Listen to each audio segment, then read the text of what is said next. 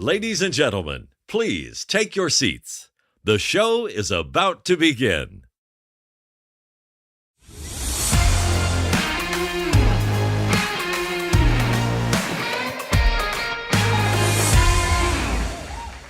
G'day everyone, and welcome to another episode of the GiddyUp Podcast. Now, when I say another episode of the GiddyUp Podcast, I mean another one from the one we started 5 minutes ago. So, looks like Facebook was having a wobble. It wasn't us for once, I don't think. So, but doesn't really matter. It's still recorded a bit of chaos. Let's see if we've got people. We can get some comments here. Just let's find out if people are still seeing the wheel. Or... Someone say hi. I've got numbers. It's telling me there's numbers. It's telling me the stream is perfect. So I don't know. All right. Well, what do you reckon? We just roll with it, mate. We're getting some yeses and yays. So this is a good thing. This is fantastic. That tells me I think we're up and running, right? You beauty. Right. Welcome, guys. Awesome. Thank you. We'll take that. Call your mates. Let them know we're back. A couple of technical issues, and personally, I always love a technical issue because it's got nothing to do with me. It's all on JT. So it's some of my favourite time when things go to shit because I get to watch JT squirm, which never happens. So it's fantastic to see that. So a big hello to you, Janine, to Ben, to Boof. It's good to have you all on. So thank you, and those that we don't know too, watching on YouTube and around the world. So thanks for tuning in. Thank you, guys. Now. It's like weird because we've already had a little conversation. We need to have it again. So I'm just going to talk about... I'm okay with. Well, because it's a pretty good topic, isn't it? Let's be honest. Yeah. So for those that weren't watching along, obviously in the last show, in the last episode, we were talking about Don's big announcement. We'd been waiting for months. He'd been teasing us forever. We finally got there. The big announcement comes. We didn't have a clip to show anyone on the GiddyUp podcast because, well, it wasn't out there. It literally dropped the next day, Donnie, and now... global sensation. Well, I wouldn't say global sensation, JT. It hasn't quite gone viral, but I am working on that. I've got a plan. It involves being in Paris next week to see if we can actually stir up some interest over there. Take the GiddyUp podcast literally global. I think we've come in from a couple of places around the world, JT, Vietnam and Thailand, and so here we are. We're going to take it to Europe. Is Paris still in the European? The UK kicked European themselves Union, out of that, didn't they? Brexit. Yeah, just everyone else is still in. So exactly right. And if you don't know what we're talking about, Donnie, if you haven't seen the video already on Don Elgin's website, and I've got to move that over a bit so you can see it. There we go. There is a new menu there called Paris 2024, and if you scroll down and hit that magic little play button, you'll be able to watch this video. Don, for those we can't show it because of copyright reasons. So, Don, for those that would love to go and watch it, what's it about? Just give everyone sort of a bit of the backstory and explain what you're doing over there. Or what you're going to be doing. Yeah, absolutely. The Macca's McCafe have sponsored the Paralympics, and so the Australian Paralympic team, which is bloody awesome, and a real tribute to the Paralympics being able to get somebody as big as McCafe on board as a sponsor. And so Macca's ran a competition. They put it out nationally to all their McCafe baristas and said, send in your best coffee, what it takes to be a great barista. This is a competition. If you win, you will go over to Paris and you'll be in the village making coffee for the Paralympic athletes, the Australian team. And part of that was they'll also be in a commercial, the winners of this competition. What they didn't know, and nor did I, by the way, didn't know that I would be a part of that commercial. So I just answered a casting call, and it was bloody fantastic, JT. It got sent through to me. JT, one of the things I absolutely love about the whole commercial is the way it came about. So I was in, and I said last week, I was in down Ocean Grove ready to do a gig down there, and I got a message on Messenger from a mum, and the mum was from a boy by the name of Jack House, and Jack was involved in the Big Brother Big Sister program that I was involved in many years ago, where amputees would mentor other amputees and help families that have got little kids that are amputees and what they're going to expect. And one of the amputees' mum, Teresa, she sent the casting call through to me and said, Donnie, this has got your name all over it. They're after a former Paralympian, an influencer, someone who doesn't take themselves too serious. have a crack. I literally had 20 minutes to throw together a commercial, a casting piece to camera, sent it through, and I said, I got to go, I've got to do a gig. So I didn't have time to do much more, didn't have time to put polish on it. But what I love about it is that all those years ago, that mentoring and seeing little Jack's actually going to be competing in Paris in the triathlon. So how good's that? Like, not only did his mum get me in the gig and give me an opportunity to go to, for this TV commercial, but her boy's going to be over there, and she's heading over there, and it's bloody amazing. So I'm super excited by that. I didn't say influencer was a main requirement, by the way, Janine. I said it was just on there, just like they said you had to be funny and shit too. Not a requirement, just optional. So anyway, that's what's happened. So the TV commercial is really about Macca's or McBaristas, or McCafe rather, showing off their baristas and put them under a few little challenges, JT, to get them ready and to be able to work under pressure. And the challenges are funny. They are very, very funny. The script is very clever. And as I said, I'm very grateful to have won the right to play my part for that ad. And it's awesome. There's an award-winning director involved in it, and he's won prizes for other commercials and stuff. So it really is. It's a really cool thing to be a part of. No, well done, congratulations! It's fantastic. Genuinely, it was just you watch it and it was like, it's just a great fit, I think, all around, and they've done a fantastic job producing it. So the next one should be out. We don't know, but we think it might drop tomorrow. So keep an eye out. We'll post it on the website as soon as it's out, and of course on the social channels as well. So we're looking forward to seeing part 2 of that. And then you're off to Paris literally on Friday, yeah.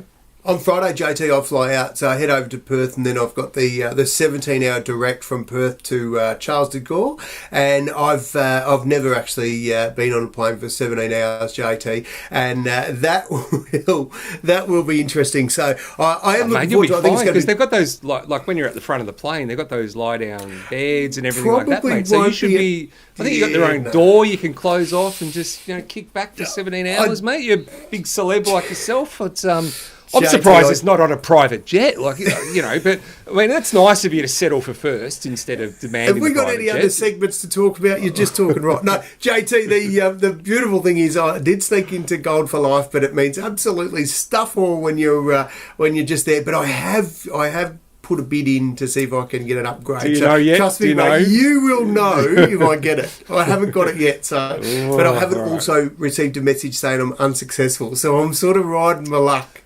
All right. Well, good luck, because it's a long trip, and I must admit, I don't go business class that often, Donnie, but I was lucky enough to head over to Europe a few years ago on the back of my my ex-wife Ben, who won a fantastic award, and she was working for Bosch, and Bosch were kind enough to fly both of us at the front end of the plane over to Europe. So it was made the trip a little bit more enjoyable, I've got to tell you. But it is. Did they pour you off at the other end, JT? Did you absolutely make the most of the? Had the kids. I was very responsible. So really? It's but it was. You've got to do it every now and then. So, mate, I hope the upgrade goes. They've got to look after their gold members, Donnie. So, I hope so too, mate. Hey, I'll tell you what, JT, this week's been a cracker. This morning I had a gig at the Bentley Moorabbin Rotary Club. And, mate, sometimes, JT, you just have those moments where your heart sort of jumps out of your shirt a bit. I was doing it at the homeschooling TAFE. There's a cafe at the back there, and as I was driving through, I thought my daughter trained to be a nurse, and she now works in the Royal Melbourne and absolutely kicking goals there and doing some bloody great stuff. And just when you have those moments where you really proud about what your kids have done. So it was a really cool thing to go to this gig this morning to have a chat, and I wasn't too concerned because copyright wasn't an issue, so I did show the ad this morning and have the Rotarians really enjoy the style of the ad. That was really cool. But JT, why I love that and why I wanted to mention it this morning is because one of the ladies who was a doctor and still practicing, and she said to me, Don, I've just come back, would you like someone to carry your bags in Paris? And I said, bloody oath I would, but I'm probably not going to have that luxury. And she started rolling off all these French words, JT. I shit you not, that's when I realised I'm about to go and jump in the deep end. I don't speak any French, mate. I'm screwed, mate. I've got nothing. So hopefully our listeners might be able to just put a few French words in there tonight. I thought I was clever when I was young, because Mum always said, Donnie, what's your French? But I don't like it. Anyway, so I'm hoping some people might be able to help me. I think as your mate, I need to just reassure you that you are going to be fine, because the French are very welcoming of foreign tourists trying to practice their language, mate. They are very encouraging, and they love it when you just try and say some French words, mate. So try your hardest. Just go out there. They will love you for it. It'll all go well, mate. You'll be fine. Well, let's not forget I'm over there to take the piss out of the French. So the fact that they're going to be giving it to me anyway, my heart will not be breaking. But I was over there a few years ago. One of the commentators that's going to be over there, Kelly Cartwright, who I manage, Kel, doing some commentary for the athletics and the at the games, and her work is fantastic. I reached out to her and another really good mate of mine, another amputee good mate, Tim Matthews, who's also doing some hosting. Oh, is he over there as well? Is he? Well, I don't know if he's hosting or if he's got the overnight shift to be the main operator back here in Australia, feeding through the state. I'm not 100% sure what Tug's role is yet. So, but I spoke to both of them. I said, can you give me some names, some people to name drop tonight on the GiddyUp podcast, so that I'm not too bloody, unfamiliar with our potential gold medalists. So JT, I've got some names for you. So this is the scoop, who is going to be hot to look out for at the Paralympics. And if they're not, then you never heard it here. You never even tuned in to the GiddyUp podcast. So, Donnie, now you don't mind a pun or two. So, Don, I mean, is this like load your house up, remortgage the house, get ready, these guys are going gold, it's a sure thing, you heard it here first? Well, we sort of suggested that with Bitcoin, JT, and it didn't quite go to plan. So keep your cash in your pocket, kids, but do keep an eye. It's not about the gambling, JT, it's not about the odds, but... yes, I'd have a lazy few on these ones, righto. So here's my tips. We've got Jared Clifford. Now, Jared Clifford's a blinky, so T12, and can go. Like, this guy here was a world championship, so junior world champs. This guy was a world beater, so in the able-bodied junior world champs, right? So can go. He'll go around in the 1500 metres and 5K. So he's a bit of a nut job even wanting to run that far to start with, but should do very well, okay? He's a genuine contender. My good mate, Rogues. So Rogues is actually a part of that commercial. So Rogues is an arm amputee. And saw that, Wingy. Rogues, yes, Wingy. And he also had so he'll be like the T46 class, arm amps. And he had So Don, when you're saying, can I just ask, sorry, when you say T12, T46, for people that don't know, what does that mean? Is T46 mean they're worse off than someone who's T12, or has it got nothing to do with it? Well, no, it's a really good point. So when it comes down to Paralympics, in track and field in particular, I can speak on that. I'm screwed when it comes to swimming, because you've got S10s and it's not always leg amps. Pretty much when you watch athletics and I say it's a T12 or a T13, those guys are the vision impaired. So the guys around the 11, 12s and 13s, that's vision impaired. The 40s, so when we're talking about 46s, that's arm amputees. If I was to say 44s, that's my mob, the below knee amputees. If I was to say 42s, then that's above knee amputees. So the T just stands for the track. So the track athletes 44. Right. So anyone in the 40s is amputees. And then you go into the wheelies, they'll be in the 50s. So usually about a 52, 53, 54. I think the higher up you go there in the numbers, the more disabled, more higher needs, or the more affected somebody is. So a 52, for example, might be a para, and their legs might be screwed. They might have broke their back really low, but their arms are still good. They will power. So your Kurt Fernleys, they'll be in the low 50s. And then you've got the quadriplegics, who you'll still see them pushing along, but their arms, you can just see their hands are screwed. They can't really get their muscles. They're usually the guys that have broke their neck. So they're all four limbs as opposed to two are affected. And trying to use words like affected as opposed to screwed is probably a good reason why I'm doing commercials, not commentary. I have so many more questions, but we'll come back to that because I've got some more questions I want to ask. But let's get back to who you reckon is going to be winning. So sorry to cut you off. Okay. Well, absolutely keep an eye on the Steelers. So the Steelers are the I was going to say men's. It's not men's. It's the wheelchair rugby team. And fortunately, you've got men and women in that. And that's done on a scoring system based on their mobility. They compete together. So it's a male and female combined team. Yeah, competing. so basically it's got not separate men's, separate women's. It's together. No, it's got nothing to do with gender. It's the team, and it's all done on points. So you've got to have 4 limbs affected. So most of the guys, so you might know Riley Batt or a couple of the guys in the team, and what you'll see is their arms are screwed, so they might be chopped off through the wrist or and have no legs. And usually it's some type of cancer or a meningococcal or some sort of badass accident that's caused these, but they're really functioning. So one of the blokes in the team is broke his neck playing footy, went over the ball, bang, hit on the wrong angle, carted off, couldn't do anything, couldn't wipe his nose, and then by a couple of years later he's on the world stage being able to push around a chair in wheelchair rugby. Now wheelchair rugby, kids, make no mistakes, if you're going to watch one sport and you like smash up derbies, that's the one, mate. Those guys are nuts, and it's going to be bloody awesome because they're in a chair, they're going, well, we're screwed, so what's the worst going to happen? We're going to fall over. Well, we're already disabled. Yep. So this point scoring system is you're allowed to have 8 points on the team, so 4 points, 4 players on there.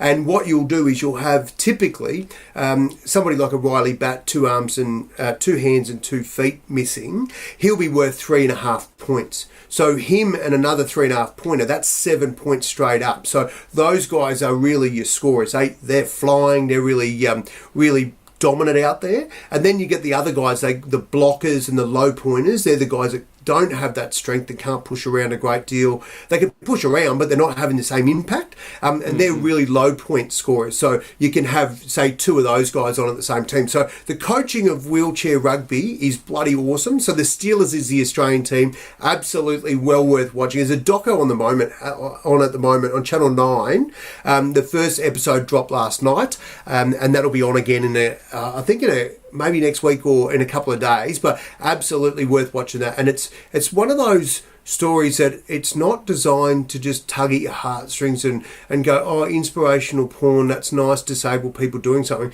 This is the real deal. These guys are athletes. They're taking no prisoners, and I bloody love the fact that they've put everything into this they had to go the long way to do it. They didn't get the automatic qualifiers. They lost games, and so it's bloody good. So Australian Steelers, keep an eye on them. I'll dead set whack some cash on those guys.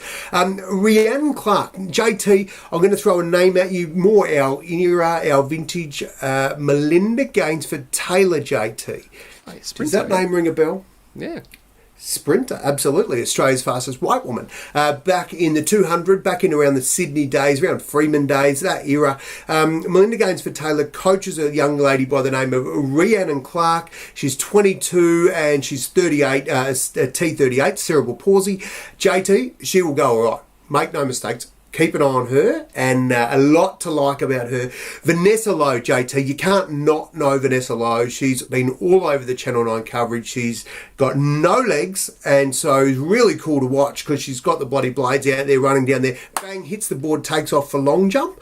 What I really like about Vanessa is previous gold medalist, previous world champion, but a German in the past, fell in love with one of the Aussies, come over here, married Scott Reardon. Scott Reardon won a gold medal at the London Paralympic. Oh, was it London? Around London. He's an above knee amputee, bloody champion. He was a water skier before he lost his leg, and he coaches his wife, and awesome combination. So keep an eye out for that. Vanessa broke the world record only last week, so that will be exciting to watch her. I think she'll go very well, to be honest, which will be very good to watch. Peaking at the right time. Yeah, absolutely. And my last one for you, JT. Oh, Maddie D'Azario. She's beautiful. She's in all the wheelchair. Had a lot to do with Louis Savage. Around. I think Lou might have even coached her for years, to be honest, and might still. I'm not 100% on that. But just pushing her guts out. I think she might have carried the flag at some point, or she's definitely might have. I can't remember her last role. Danny DeToro carried it out last games, I think. But anyway, keep an eye out for Maddie. So there's some names for you, JT, worth keeping an eye on. And one more for you, Jimmy Turner. In the 400 metres, anyone who does 400 metres got rocks in their head, but he should do it pretty fast. So good luck. Don't blow the house budget on this, but it will be worth watching these guys and cheering them just like we did with all the Olympic athletes. Love your work, Donnie. Now, I've got some questions. And not only have I got questions, I want to encourage the people that are watching us live right now. If you've got some questions about the Paralympics and disability, you know you're going to get a straight answer from both of us. So don't hold back. So I'm going to ask a couple of questions, Donnie, that I just have always wanted to know. My first question, Donnie, is, and we just spoke about the classifications, and so how much foxing goes on? Like, how easy is it to game the system? Because clearly, if you're a T40 or whatever it is, and if you could get classified as a T38 or whatever the hell it is, I assume that's going to give you an advantage. So how much, foxing goes on around that, or is it pretty solid and, you're not going to get to beat the system? Well, years gone by, JT, you absolutely could get around the system. And there's proof of that because the Spanish basketball team got kicked out. And they didn't just get kicked out. They cheated. So they had an intellectually disabled basketball team. They filled it with some reporters saw some holes in this and thought, this classification thing's bullshit. Let's actually test it. Put some people in there that weren't disabled, didn't have an intellectual disability. They won the gold medal, and then it got reported after the games. And of course, the hardest thing about that is there's a whole lot of intellectually disabled athletes that got kicked out of the games, not allowed to go to the Paralympic Games through no fault of their own. And you think about the people that, probably would have the most difficulty trying to get their head around, or what have I done wrong? Why can't I compete? And that in some regards, it was a bloody good thing, because I don't want to go to the Paralympic Games, and I'm sure no other athlete does, if you can cheat. These athletes are out there, you're not allowed to take banned substances, so you can't cheat. So, but some classifications there's always, wherever there's a loophole, somebody will try and exploit it. And so you're right, if you're a T37, T38, one of our gold medalists, or absolute bloody champions, Katrina Webb, 38, you watch Webby, she was at the AIS, the Australian Institute of Sport, on a able-bodied netball scholarship. It was Chris Nunn who spotted her and thought, I reckon she's got a bit of CP about her. Couldn't really tell until she was completely fatigued. So at around about the 300 metre mark of a 400 metres, you see the CP really kick in and go, holy shit, really struggling to drag a leg through, and then you can see it. And so what that has done is it means that to get qualified or get classified, typically athletes can't just rock up to the Paralympic Games and say, hi, I'm this one here, ready to be classified. They've got to have done world champs, have done other classifying events. And along the way, what happens is that they're watched. People will keep an eye on them, the classifiers. The system is so much better. And again, that's a credit to the sport through evolving. If the sport never evolved, it wouldn't attract great physios, great neuroscientists. It wouldn't attract great people to become classifiers, coaches and other people that can actually have a look at these things. So the classifying, I would say, is as good as it's ever been. Highly unlikely, or far less likely, that there'll be much cheating or ability to be able to cheat the system. Will people cheat? Will people take drugs at the Paralympic Games? I would absolutely bet my dollar somebody would try. And JT, I get it. If in our country you win a gold medal, it's usually for the love of it, and you go home, you go to a few schools, you show your medals, you do a few gigs, and it's great. But in some countries, JT, your life can completely change. If you're a person with a disability and you're a shit kicker, you're a second-class citizen, and you go and play sport and you win a gold medal, and your family now have a house, you get funding, your complete lifestyle changes.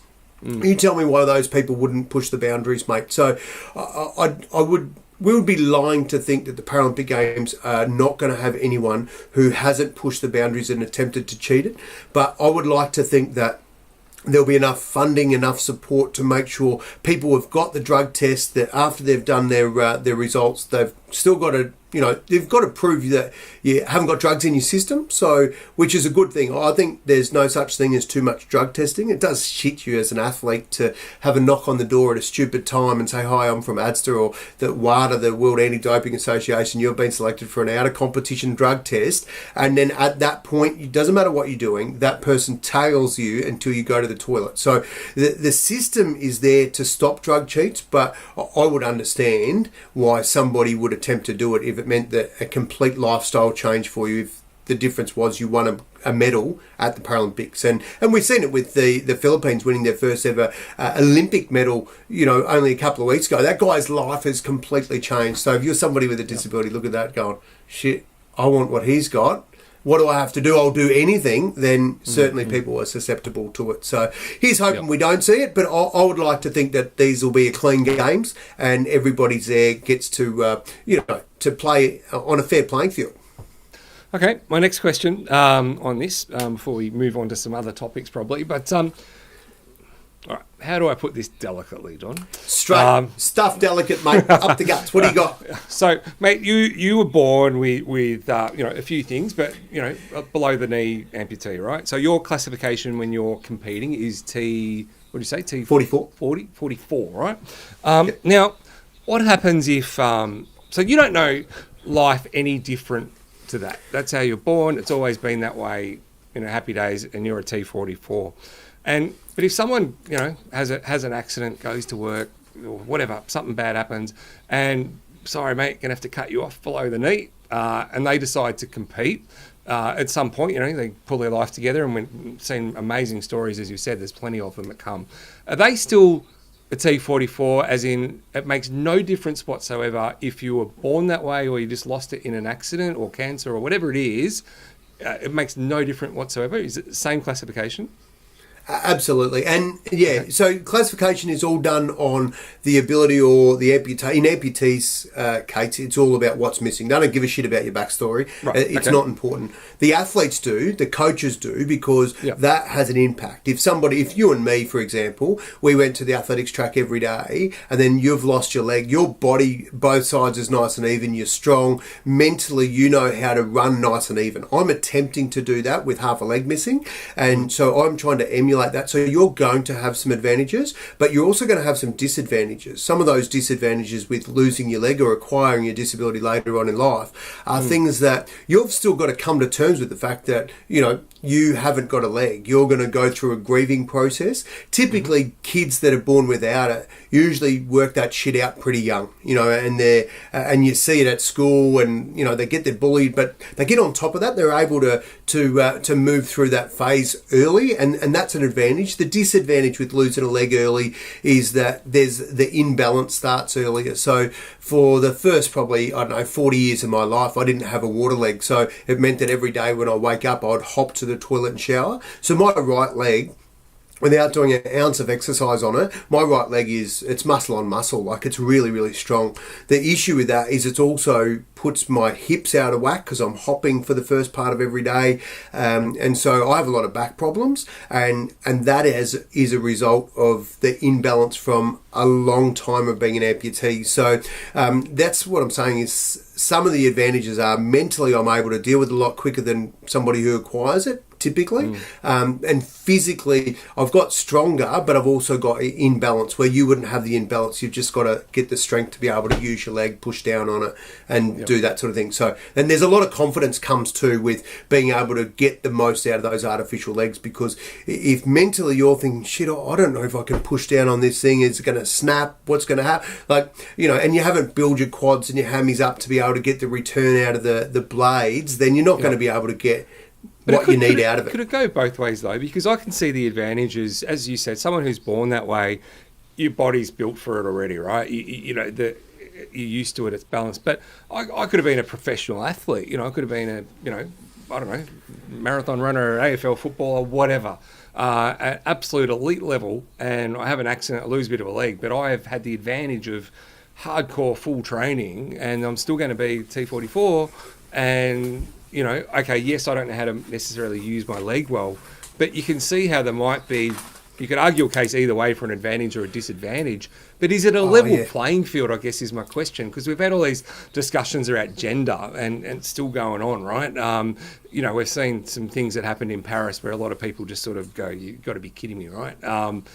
Because it's because we all get upset about it because we think it's an unfair advantage. Well, you're born a male, you've got the male, the body, and, okay, you can call yourself whatever you like if you want to be a female, but you've still got the muscles of a bloke and you're going to beat the shit out of some female who doesn't matter how hard she's trained is a disadvantage. And it's that injustice, I think, it gets us. Does there feel like that in the Paralympics as an athlete? Do you sort of look at someone else and go, well, shit, mate, that's not really fair. I've been training my whole life, or is it just it is what it is? Nah, I can tell you now, mate. The real advantage at the Paralympic Games, the strongest thing that an athlete has is what goes on between their ears. And we've seen, I think it was Tio Nikau, the rugby player, lost his leg, come out and said, "Oh, I'm going to go to the Paralympic Games." Like this guy was playing NRL, like he is strong, fit unit, hasn't made it. You see someone like Curtis McGrath lost his leg in the army, but he mind blew him up. Lost both legs, and that mental willpower to go, I'm going to overcome anything.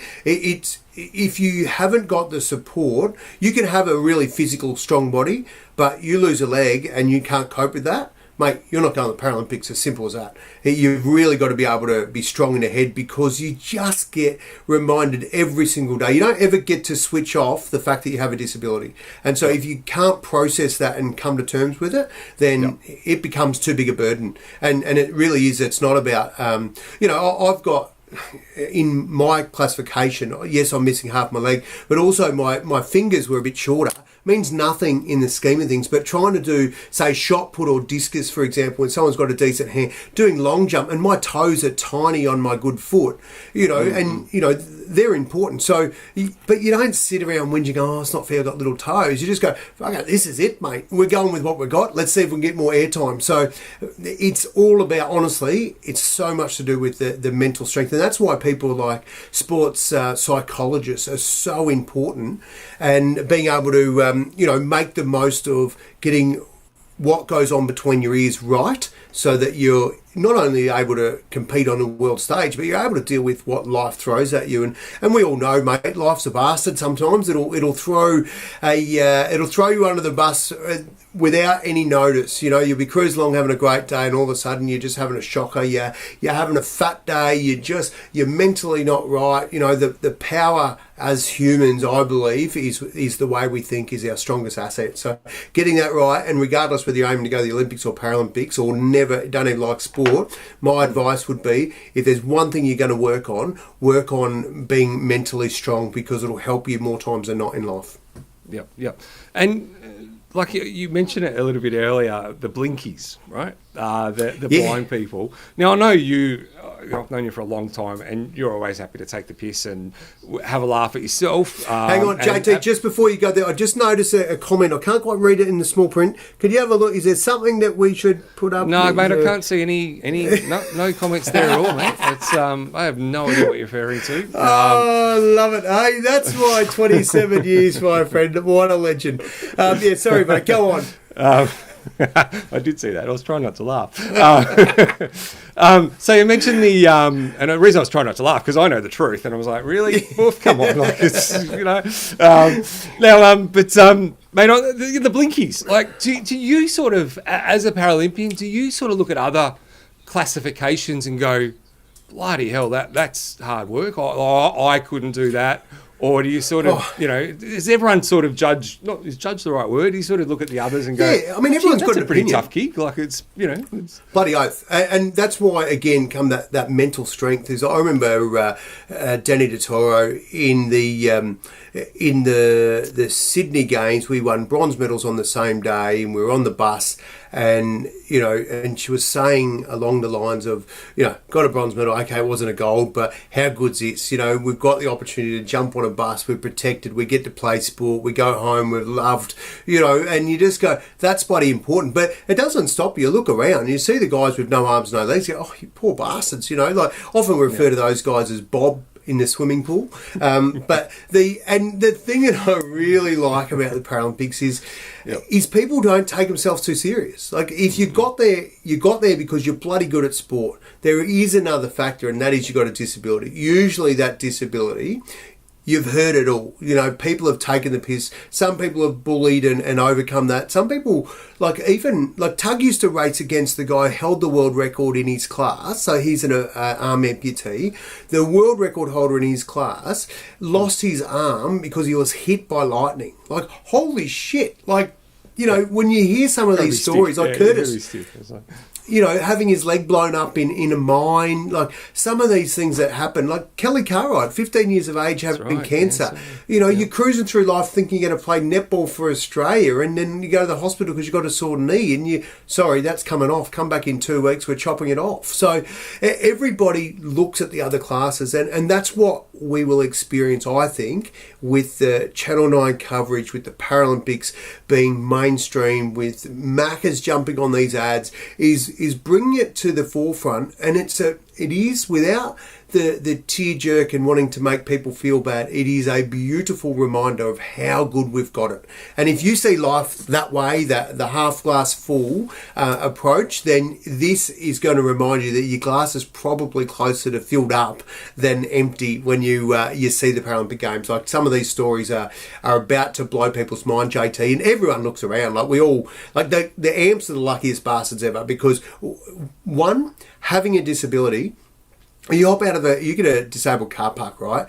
And you've got CP, and your CP's not really on display. You get out, you got 2 arms and 2 legs. People look at you and go, what's your story? You get out with no leg, no one bats an eyelid, mate. So it's seriously, there's some things in it, and also too little things like travel the world with people that can't see, mate. What a bastard of a thing. We've been in a wheelchair. I mean, these guys make the most of it. But if you were to say to me, Donnie, you're going to have a disability, mate, what's it going to be? I'll say, chop bit of leg off any day of the week. Tug will tell you, he'll say, nah, take an arm, mate. It's easy. I can get out of bed in the middle of the night and walk to the toilet. You've got to hop or crawl. Yep. So. Yep.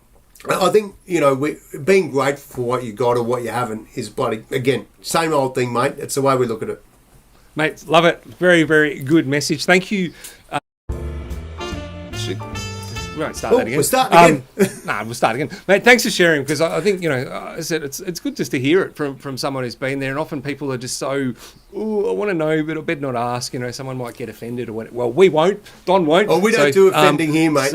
That's it. So as the Paralympics are on, if you've got questions, whatever, shoot them through, and we'll tackle them when you get back, because, you know, I think the more we talk about this stuff, I think it's better for everyone, right? So, yeah, awesome. All right. Now, Donnie, of course, outside of the Paralympics, there's still a bit going on in the world. So what else have you come across? There is, mate. I'll tell you what, there's a couple of things I want to know from you, JT, and you are the the person that I most come to terms with when it comes to brains and knowing shit, right? And I want to find out from you a little bit around the digital ID, right? So I'm just giving you a heads up so that you can prepare for this bit, because there's a lot of discussion around no cash society. Where are we going? It's really bad for everyone. You know, we've got our license on here. There's our bank accounts. Everything's tracked. The ATO. Everyone knows what we're doing.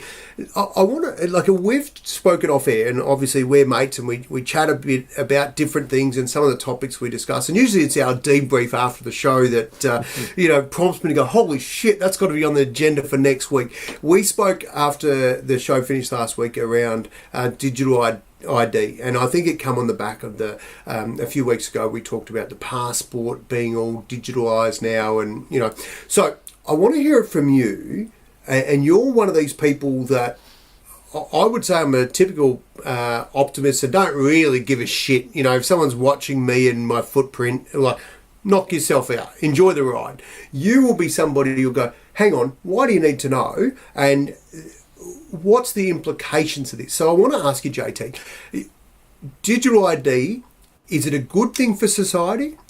And what are the implications of taking away cash from society? So two really big questions there. I was going to say, there's some pretty big questions for the GiddyUp podcast. and I'm not going to go throwing everyone with facts and figures, but I think it depends on which side of the camp you're on, to be honest, because there's pros and cons for having a digital ID or a cashless society, right? And of course, a lot of it is sold on convenience. We used to have to carry in our wallet and all these different cards and all this sort of stuff. And now, how easy is it? You take your phone or your watch and just tap it as you're at the supermarket and you go, this is bloody great. It's convenient, right? But the convenience comes at a price. And in a really simple term, if we're looking at the supermarkets as an example, if you're using your Flybuys or what's the Woolworths one, My Rewards or whatever the hell it's called, most people are using it as a huge database. And they know every single product that you are buying. And you know that they know that because you get an email every week that tells you what the specials are that you'll be interested in. Because they know that you bought that Nestle block of Smartie chocolate, which is the best thing on the planet. They know you bought some last time. And if it's on special, suddenly you get the email saying, hey, it's on special next week. So now that's pretty harmless in itself. But of course, they're also tracking what type of food you're buying. So are you buying a lot of confectionery, or are you one of those healthy people and you're buying a lot of healthy stuff? Are you suddenly buying birth control? Are you suddenly buying... And all of this data is going to this database that is fed into the marketing machines. And so suddenly that's why you start getting ads for things that you go, that's interesting, because there's just so much data that sits behind it. So I think, it depends on how much you value your privacy. And if you sort of, no, I don't give a shit, it's great. They let me know what's coming up on special next week. You're going to be a happy camper. But where it goes a little bit scary for me anyway is the digital ID. And I said, we're not going to go too deep on GiddyUp Podcast, but essentially that just means that the government is ultimately going to have full control over what you do. Now, we've already seen examples of this in China where they've got the social credit score system, etc. And I think a really simple example already in Australia. What does that mean? What's a social credit score? So social credit score in China is everyone basically gets some points. You get penalised. We've seen this in movies. There's always a lot of conspiracy theories saying the movies are just going to show us what's coming. This is just their way of saying, we've told you what's coming. And so, you've seen that someone jaywalks and it's like, do your little score, and then you see a little badge and the number goes down. It's kind of similar like that. You do something bad, your social credit score gets impacted. Everyone's got a social credit score. What happens when you've got a bad social credit score? There's consequences. And those consequences might be as simple as, well, you can't travel. We're going to block you from travelling for 12 months. It could be home detention. It could be whatever they like. When you've got a digital economy, you can't escape. And so the example in Northern Territory at the moment is, everyone who's on Centrelink payments, etc. Most people around the traps just get some money in their bank account and they go, beauty. And they'll go down, they'll buy their food at the supermarket, they'll go and blow it at the pokies, they can do whatever they like, the money's in their account. Now, because there's such a big alcohol problem in our Indigenous community, they go, well, shit, we better not do that because they're just going to go and blow it all on alcohol. So they give them a card, and that card can't be used to buy alcohol. So it was a way of sort of saying, well, we're going to control what you spend that money on because we don't want you to blow it on alcohol, that's causing all these other problems, so you can only use it to buy food. So when you've got a digital ID, Donnie, and when we have a digital cashless society, that means everything is done in a digital world. And so you can't escape. The government could then say, hey, JT, I notice you're a little bit behind, mate. You haven't paid your taxes for 12 months. So, well, we don't think you should be going to the pokies anymore and buying Taslotto until you've paid all your debt back to the government. So we're going to block that. That's what happens with the digital ID is the potential for that stuff to happen exists. And then we say, well, would the government exercise that? Would that actually be done to the population? And you think around obesity, we go, wow, we've got a big obesity epidemic in the community. Well, okay, I can see that, you've been in the public hospital system, you've been in there, you've got a lot of health issues going on, but on the BMI index, you're also, blah, blah, blah, and we know you're really overweight. So you're on Centrelink, we're giving you the money. Tell you what, just like the Indigenous community can't buy alcohol, mate, you're not buying your Sandboy chips anymore and you're not buying chocolate. We'll just knock that off from your ability to purchase it through your digital. So all these things open up as opportunities. And to me, I go, shit, that's a pretty scary world to live in. Well, it is a scary world. So I think the thing I like about that, and the thing that we've always wanted to do on this show, is to be able to have the conversation. So there'll be people out there going, "Nah, bullshit, that can't happen. There's no one got that much control." I mean, we don't have to think back too far to be reminded that we had a curfew at 9 o'clock and we were locked up at home. So borders closed. Yep. Absolutely, and you know, people couldn't come and see their families, and you know, people missed out on giving their loved ones a kiss on their deathbed. So they absolutely can have that power. So it's quite interesting that you raise it, JT. We'll move on from this. My question to you though is, what do we do? What can we do? And you know, for mums and dads, for me, for you, today, tomorrow, what can we do, and how do we do it? You know, and this is the problem. It's a little bit like, you know, going into another topic around AI. You know, you have to be living under a rock if you haven't heard people talking about artificial intelligence and AI. And in my industry, in sort of call centres, it's a hot topic, and we are already seeing the real impact of AI on jobs. You know, where people are losing their customer service job because it's been replaced by an AI bot, right? So that stuff is starting to happen already. And for me, people go, well, what can we do about that with AI? And I go, well, the genie's out of the bottle already. It's actually pretty hard to bloody stop it now. The digital ID bill has already been passed. In government, it's now law. So it makes it very difficult. So all we can really do is one, you know, vote. You know, if you put pressure on your politicians, and we all say do it. No one does it though, right? But that's one power that you've got. And the other one is, as Craig just said, mate, just start getting look after yourself. You know, there's a lot of people now that are starting to take cash out and going, well, I'm not going to be screwed by this. I'm going to make sure I'm okay, that I can still compete, and go back to the old days of where we're putting cash under the bed, we're buying gold, etc.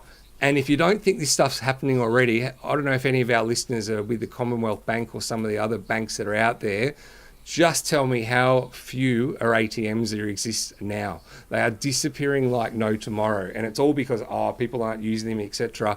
They are getting cash out of our society very quickly. And if you went to the bank right now and said, I want to take $5,000 out, $10,000 out, they won't give it to you. There's a million questions. You'll be interviewed as to why you want to get your own cash out.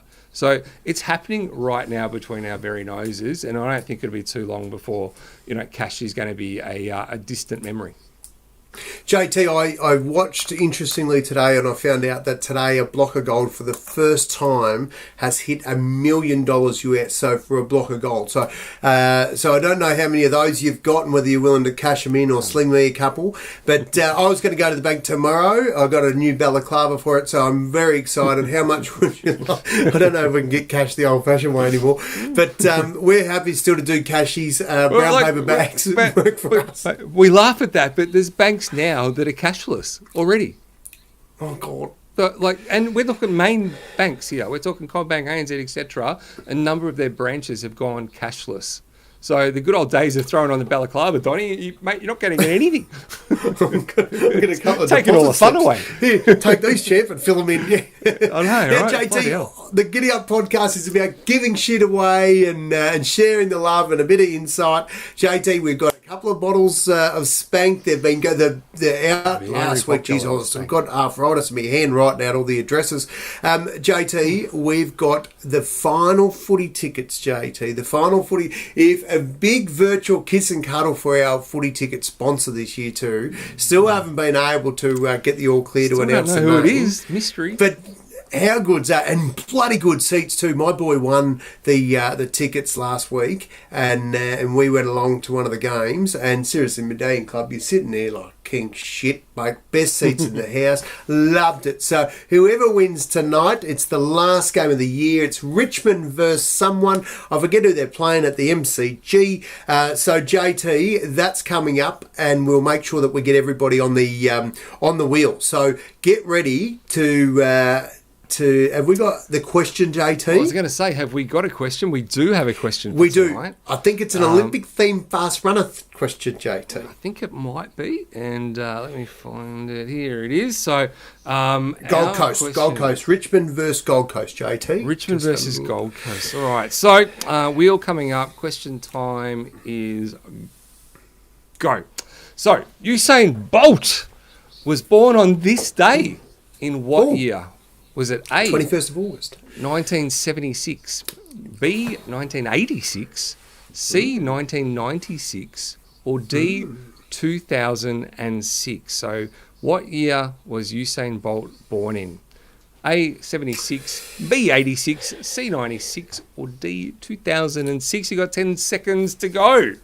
Get them in, JT. Get them in now. This is your time. JT, you know who else is famous since their birthday today? Doesn't matter. I'll tell you in a minute after time's finished. Get it in, get it in, get it in. And I'm going to give you a tip. Get another one in, Craig. It's, there it is.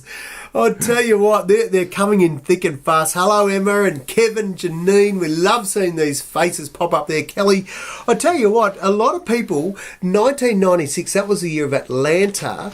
But that would make Usain, how old would he be, JT? If it was 96, would he be I don't understand 20. I could tell you now, the correct answer is 1986. And Usain Bolt shares his birthday today with Kenny Rogers, the Gambler. Gotta know when to hold 'em. No when to fold 'em. We don't do singing anyway. So JT, this is bloody exciting. You're going to have your fingers wearing out tonight. They will be. They will be wearing out. He desperately wants to win those footy tickets. Jessica Miller, there's some very smart people on there. And Kim, that's her way of saying, I do not want any more alcohol, Don. She's deliberately, she's picked the right answer. She's got the right answer. She has. So you probably now, Don, a good chance. speaking of footy, it's been a big year for footy. A lot of people predicted North Melbourne would finish, down the bottom, or Hawthorn down one of the two. Yes. Turns Melbourne, out correct. It's close to North Melbourne. Turns out Hawthorn are eyeing off a spot in the top 4. Can you believe? I can believe that. And it all comes down to this weekend, Don. And Hawthorn have only got a win. And, mate, they are basically in top 4, as I understand it. Now, they're up for a very tough game, though, Don, because there's no easy games in 2024 in AFL. And there might be. Who are they playing, JT? Mate, it's North Melbourne and Hawthorn this weekend, Donny. Where are we playing, JT? Where are we playing? It's down in Tassie. Fair to say, won't be going. Fortress. It's going to be bloody cold. Fortress are both teams, though. Both play in Tassie. Yes. So, listeners, we've had a few bets over the years. We have had a few bets. They haven't ended well chili, for me normally. Yeah, I was going to say, they haven't ended well for me at all because North are so bloody shit. And to be fair, we've got to be fair because, Don, I think we've got to go a bit of points in here because the reality is... we do. Head-to-head, JT. No, Donny. Look, all the listeners, they're loving Hawks. Look at all these smart people. Kev. Donny. Bloody Craig. Last week, North Melbourne lost by 96 points, Don. And we're going into the final game with a lot of injuries. I can't see us getting even close. But if you give us some points in, maybe we can... I'll give you 7 points, JT. That's all I'll bloody give you. Get stuff. No, you get stuff. That's ridiculous. All right. Listeners, let us know. We had a bet 1 year. You had to, the loser had to eat a chili off Billy's Chilies. They were bloody hot too. Thanks, Kim. I'm with you. They were very, very hot. So we need... That's not going on the screen. Get stuff. Yeah, put that up there, JT. That's honesty feedback from our listeners. They know. I'm tipping North's let Kim down at some stage. Now, viewers, listeners, however you identify, we want to know what is a decent bet. What is something that I've got to be careful because this could backfire. But what is something that the loser, either North or Hawks if it's me and North if it's JT, what is it that we will do? So we've tried the chilies, as I said.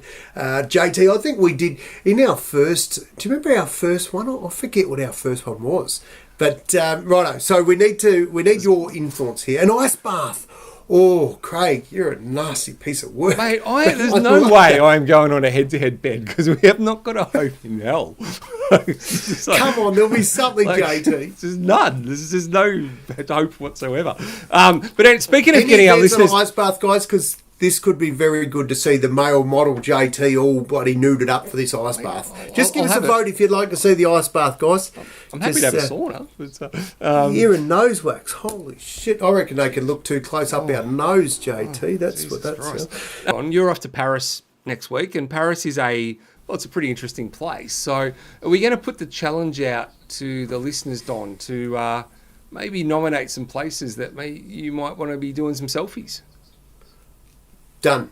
Right, there it is, JT. If you would like a selfie or a photo of something without my ugly head in it, that's okay too, and I'll do it for you. But this is your last chance, your only chance. Put it in the chat if you'd like a selfie with something in particular in the background. Or, as I said, if you don't want me in it, I'm okay with that. And I'll pop it up there with your name on it. Just let us know. So now's the chance. Just whack it in the chat what you'd like to see, and I'll do my very best. I've got a couple of lay days over there, JT, too, while they're doing the film crew out doing a recce. So that might be my cut a lap. The Moulin Rouge. Oh, is that the big windmill? That's my... No, what's the Moulin Rouge? Isn't that where they've got the big windmill out the front? You go to the Moulin Rouge, Donny. You might have an interesting time. No, I wouldn't watch the musical, but I'm saying... Don't tell him. No, out the front, JT, out the front of the Moulin Rouge. Google. Front. Oh, you get a photo out the front of the Moulin Rouge. Is that with the big windmill. Isn't that their thing? And it fell down, bloody, about a few months back. There was a big story about it. I'm sure it did. No, anyway, check that out. Right. So quite easy. That could get loose. I like your way of thinking, Craig. What has Jessica said? Yeah, a bit of snail eating. Eat some snails, Donny. Who's saying that? That's bloody ridiculous. What have they done wrong? Snails. Right. Now, Donny, with the wheel. I've been going through the answers, and according to me, and people might want to tell me if I'm wrong, there's only 4 people on the wheel, Don. No. Only 4. What? Because everyone guessed it wrong. Yeah. They all guessed C, did they? C. I'm going to just go through this and just see. Oh. Righto. Well, a lot of people, JT, they've all said, Millie Elgin said C. We want B, don't we? We want B.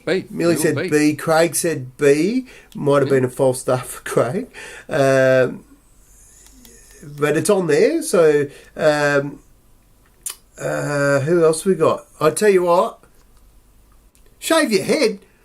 What's Kim been drinking? I don't know. What could she be drinking, Don? She might have won a couple of bottles of Spank over the years. Good girl. She's had them all tonight. I think that was back for the bet. Sorry, I'm scrolling back through those to try and find out who should be on the wheel. That's why.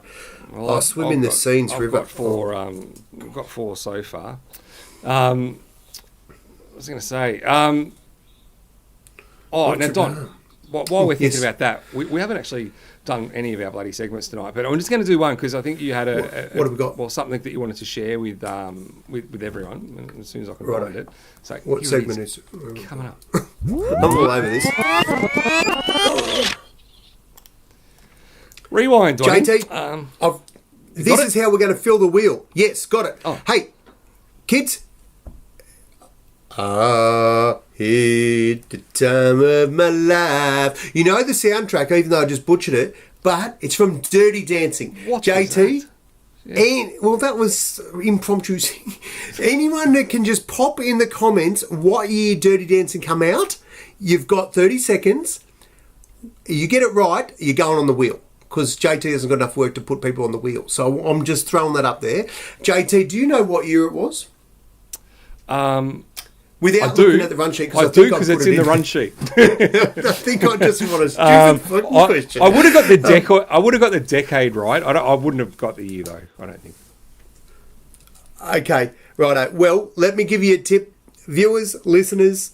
It is 1 year. Usain Bolt had his birthday and raced through a year to get to be 1 so he could watch Dirty Dancing when it come out. So shit clue that, Don. Look at this, all the smart people. It's almost as bad as you're singing that one, Donny. I was trying to say that Usain was 1 when Dirty Dancing come out. So if you got that bit right, there it is. There's a few more names for the wheel, JT. Jeez, I'm good to you. Oh, yeah, no, thanks. But It's great, yeah. JT, while you're doing the wheel, are you going to load that up now? Because I'm going to ask I'm the on people. I'm all over it, yeah. All right. Now, you, JT, just remind me, last week you talked about, was it Em and her mates that went to, got something from Oakley? Just tell me that again. What was that? What did they get from Oakley? They went shopping and they saw there was a sign, take a bucket with some it was coriander. it was just take some what was it, parsley or mint or something like that. Yeah, it was in a pot. Yeah, and they took the whole pot. So Correct. They didn't quite Correct. get the concept of just grab some out of it. They took the pot. yeah. So JT, I did say that I wanted to ask the listeners this week: has anyone accidentally acquired something that, well, turns out to be theft? So it wasn't really theirs to acquire, but they've taken it anyway. I want to find out because I'm going to share a story, and it was piss funny. It was on the back of one of the first time we did a podcast, remote podcast, JT. So we used to do them in your studio, in your place, and then you kicked me out because. I may have kept farting. But no, we you kicked me out. And so we always do them remotely anyway. And JT, one of the first nights that we did it, I was here and we were talking and I come out and my neighbour, he's hanging over the fence and going, Don. And I said, buddy, what is it, your mum? What's up, mate? He goes, well, you're not going to believe this. You know, we're talking about having a fire in the backyard. I go, yeah. He goes, well, and we're going to go and get some wood. I said, yeah. He goes, bloody, the neighbours, they were getting rid of some wood. There's all old fence and shit chopped up. So I just wheeled the wheelbarrow up there. I'm whistling away and I just took all the wood. And then I come back and I went for another load because we're going to have a big fire. And then they've just put it on Facebook. Whoever stole our wood, can you please return? Bro, your mum, you just light-fingered their wood that they just paid a couple of $100 for. Anyway, what I can tell them, though, is it burned really well. They don't watch the GiddyUp Podcast. But that was piss funny. So if anyone else has got that type of story... Innocent mistake, but hilarious when he was telling me. After the show, I walked out and he's trying not to... he's ready to go to confession, and which is unusual for Jamum because that's not his cup of tea. So if anyone's got any stories like that, hit us up at any point. Just send us a message. And JT, I do have it was on the nature strip. That's right. And anything on the nature strip, fair game, nature right? strip. Yep. That's right. JT, somebody had a win last week or the week before. I think his name was Murray. Someone might have been Murray. It might have been Murray Clark or anyway. I haven't seen the name pop up tonight, but if that person watches this back, Murray, I need you to message me because I don't have your address. So I've got your bottle ready to go, but I can't send it to you because I don't know where it's got to go. So, righto, let's go, JT. Let's get the wheel. And we've got a dad joke for tonight? No, nothing. Oh, and there's a reason, Don, because I put a lot of work, a lot of research into the dad jokes, Donny, every week. I spend hours reading all the jokes on the internet, going, I think this would be good. The listeners would like this. And I put a lot of effort into it. I put a lot of enthusiasm into it. And I just get donuts, Donny. Everyone gives me donuts. All I copy's crap and nothing. Because your dad jokes are shit, JT. Get stuffed. Not doing one. No, done. I'm on strike. All right, so we've loaded a couple of extras up on the wheel, Don. What year was Dirty Dancing? More. Yeah, well, what year was Dirty Dancing? Everyone who got it right is on the board. 1987, it was indeed. Well done, people. Bad luck, Jessica, you got it wrong. Kevin, very smart. Kim and Janine, I'm surprised I'm saying this, but Janine, also very smart. No, I do. All right, here we go. So, Don, what are they winning? This is for the tickets, JT, the football tickets. The Richmond Tigers taking on, who did I say, was it Gold Coast or I think another team, or Greater Western Sydney, one of those shit All right, teams. so this is for the footy tickets. Here we go. There we go. And it's away. Good luck, humans. Good luck. It's going to go close. That is going to go close. Emma, congratulations. Well done, Emma. You have scored yourself some footy tickets. Well done. I remember Emma. She was way too smart to be listening to the GiddyUp podcast. Like one of those brainiac sorts, I'm not saying Janine's not, but anyway, and all the other people, they're awesome. Anyway. And just for a bottle of Spank, is footy tickets, mate. Well done. I'm going to...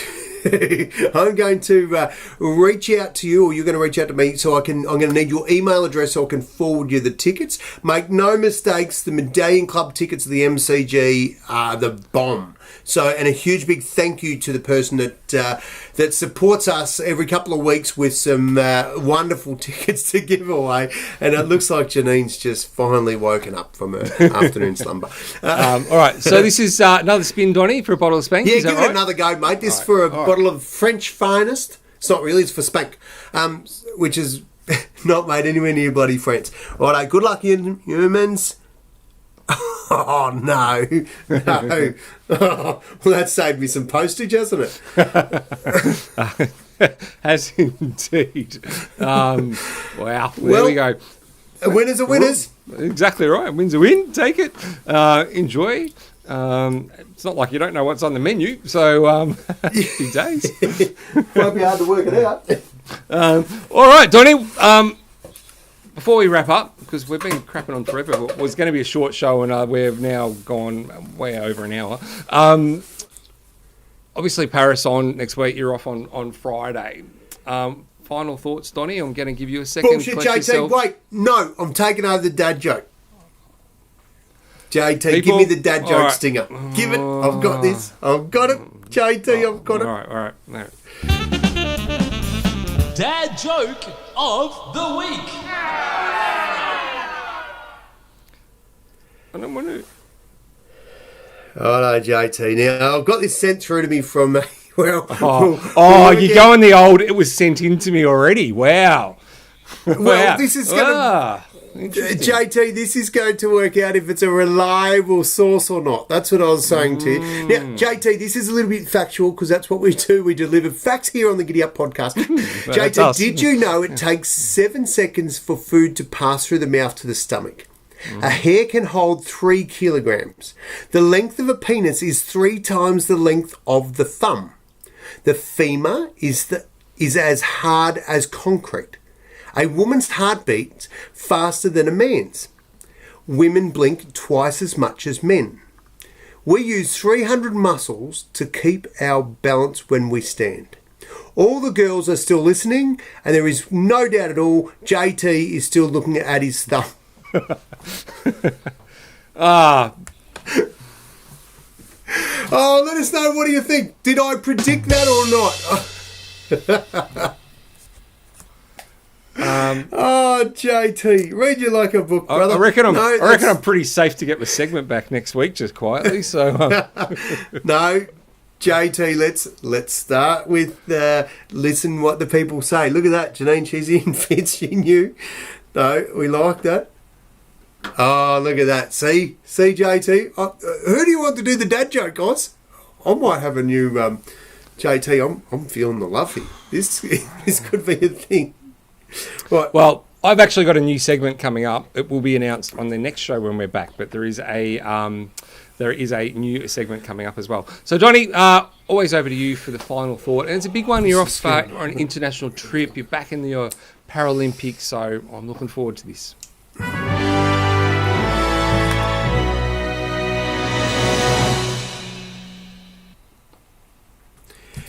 JT, this is short and sweet. And that is, we are a reflection of the company we keep. Surround yourself with awesome humans and make no mistakes, you're moving in the right company. There we go. Thank you, everyone, for watching. Apologies for, I don't know what happened tonight at the start of the first show that is now the second show. But normal sort of shit. Oh, no, exactly right. So, yep, it's exactly right. Safe travels next week, Donny. We're looking forward to hearing the updates from you from Paris. We're looking forward to seeing the next Macca's episode drop, hopefully tomorrow. And Donny, as per usual, we hand it over to you to the final farewell. Oh, here it is. Thanks, Janine. And giddy up. How'd I go? Did I nail that timing, JT? Did I get it? I thought it was bloody awesome. Awesome. All right, guys. Donny, are we on? We are not on next week because you're going to be in Paris. We won't be on next week. Back, got right? stuff on chance. So the week after, we will see you back with a big wrap from all things Paris. Enjoy. And stay keep an safe. eye out for your selfies. Or my selfies for your bloody things that I'm going to do for you. All right. See you guys. Bye. See you guys.